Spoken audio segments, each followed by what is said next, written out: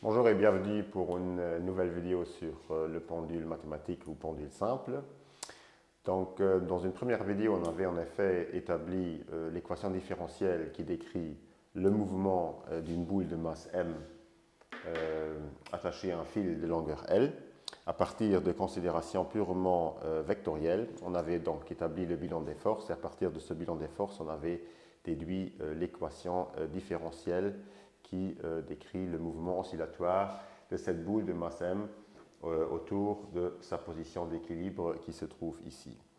On avait donc utilisé une petite simplification qu'on va d'ailleurs aussi utiliser dans ce contexte-ci, mais le départ sera différent dans ce sens qu'ici, on ne va pas introduire les différents vecteurs force, mais on va donc se baser sur ce qu'on appelle le principe de la conservation de l'énergie, qui est un principe très fondamental en physique.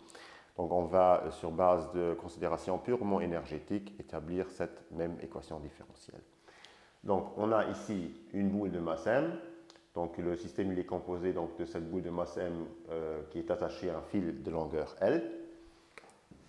Et ce fil de longueur L, lui, il est attaché à un support fixe qui ne peut pas bouger et la boule de masse m est donc à un moment donné mis ici dans une position de départ ou écarté de sa position d'équilibre afin de lui donner un peu d'énergie de départ.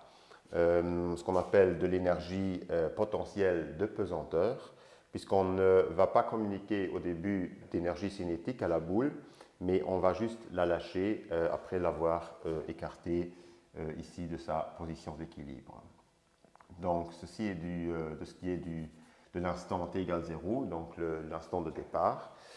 Et à un certain moment, donc la boule va donc commencer à effectuer son mouvement oscillatoire et se retrouver ici dans une position t supérieure à 0. Donc l'unité ici n'est pas trop importante. Ce qui est important, on peut évidemment utiliser la séquente, mais donc on va dire que ça ne joue pas de rôle ici et que le temps après un certain moment sera évidemment supérieur au temps de départ qui lui sera 0. Donc ça c'est un choix de choisir le temps égal 0. Je pense que c'est un choix très utile pour simplifier au maximum les équations. Donc voilà, donc cette boule de masse m se trouve donc au départ ici. Donc cette boule a une certaine masse, on va l'appeler m, et elle aussi donc jusqu'ici. Donc au niveau du départ, donc, on retrouve la longueur L. On la retrouve évidemment aussi au niveau de sa position d'équilibre. Donc ça c'est la longueur L. Et donc on constate d'abord qu'en fait, ici, on a ce qu'on appelle un triangle rectangle, avec un angle rectangle ici en bas. Et donc, lorsque la boule se retrouve après un certain moment dans sa position ici, où en fait, elle va ne plus seulement avoir de l'énergie potentielle pesanteur, mais aussi de l'énergie cinétique, puisque la boule a commencé à effectuer son mouvement, et donc elle a été accélérée par la pesanteur, le champ de pesanteur gravitationnel dans lequel nous on vit en fait. Et cette boule évidemment vit aussi dans ce champ et sera donc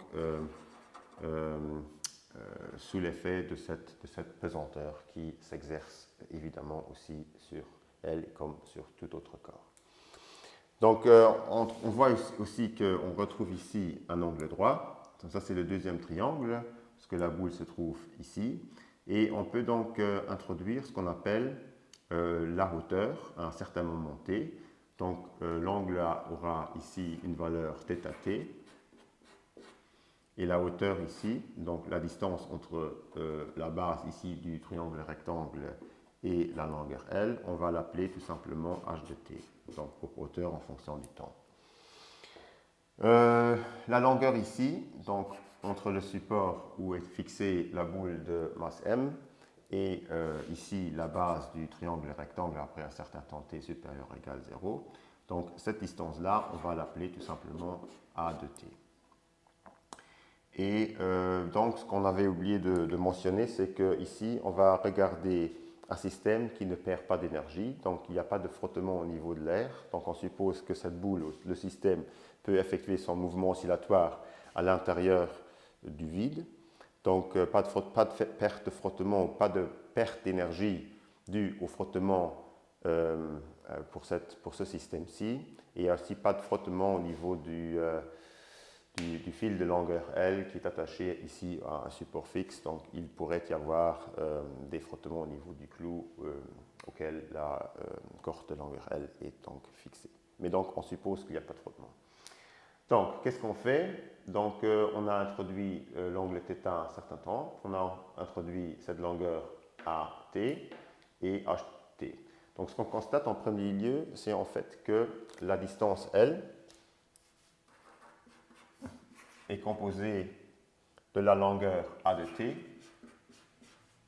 plus la fonction h de t. Si seulement si, h de t, donc on va ramener cette partie de l'autre côté, égale L moins A de t. Donc ça, c'est une première constatation que, en fait, la hauteur ici peut s'exprimer en fonction de la longueur du fil et de cette distance qui varie au cours du temps et donc une fonction qui dépend du temps. Cette longueur ici, A de t, peut encore s'exprimer à l'aide du cosinus. Donc, on va dire que le cosinus de cet angle-ci, donc cosinus θ θt,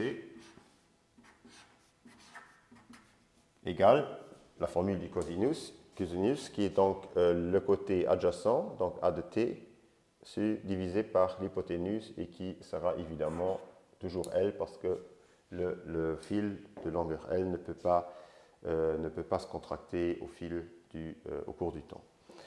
Donc on a bien la quantité A de t qui sera divisée par L. Ici, on peut donc réexprimer A de t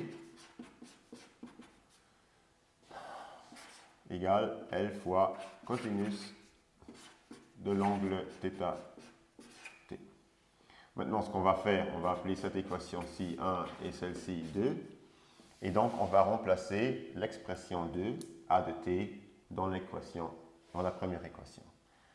Donc, qu'est-ce qu'on fait? On met l'équation 2 dans l'équation 1. Et ce qu'on obtient finalement, c'est une expression pour la hauteur h de t, qui, elle, est égale à L.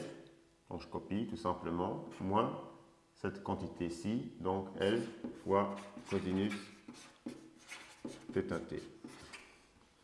Ce qu'on constate ici, c'est qu'on peut facilement donc factoriser ici le terme en L. Donc ce qu'on obtient, c'est h de t égale L fois, entre parenthèses, 1 moins cosinus θt. Voilà. Donc, ceci pour montrer qu'on peut exprimer donc, cette hauteur-ci, h de t, en fonction de la longueur du fil, L, et de l'angle d'écartement qui, lui, varie évidemment aussi au cours du temps.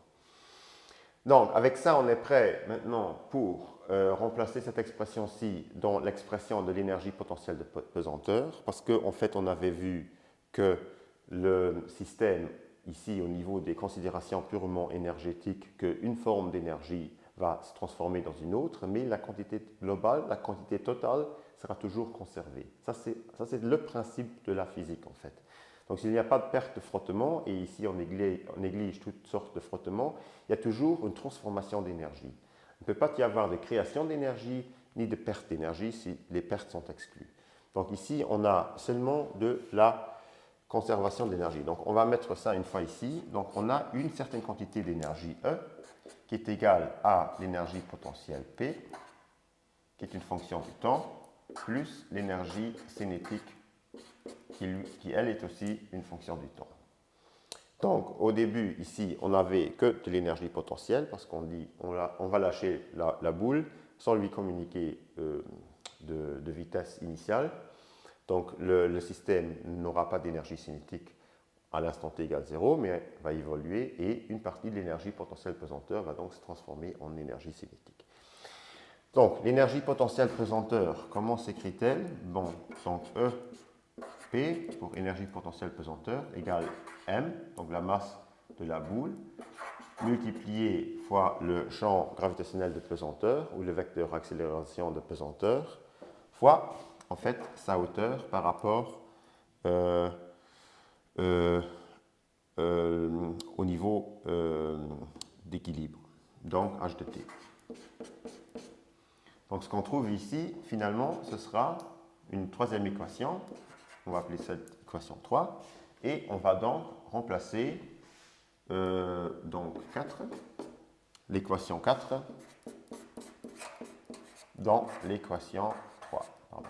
Pas dans l'équation 1 évidemment, mais dans l'équation 3. Donc M c'est une constante, donc on ne peut pas faire grand chose.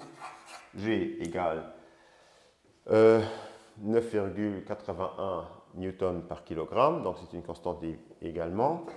Et cette expression-ci sera l'expression à utiliser justement pour décrire le mouvement et la variation de l'énergie potentielle de pesanteur en fonction du temps. Voilà. Donc, et là, on voit évidemment de manière très explicite que en fait, l'énergie potentielle de pesanteur est bien une fonction du temps, parce que le temps il est renfermé dans l'angle d'écartement. Voilà, donc ça c'est la première partie pour l'analyse sur base de considérations purement énergiques qui nous permettra finalement d'établir l'équation différentielle du mouvement. On va s'arrêter ici.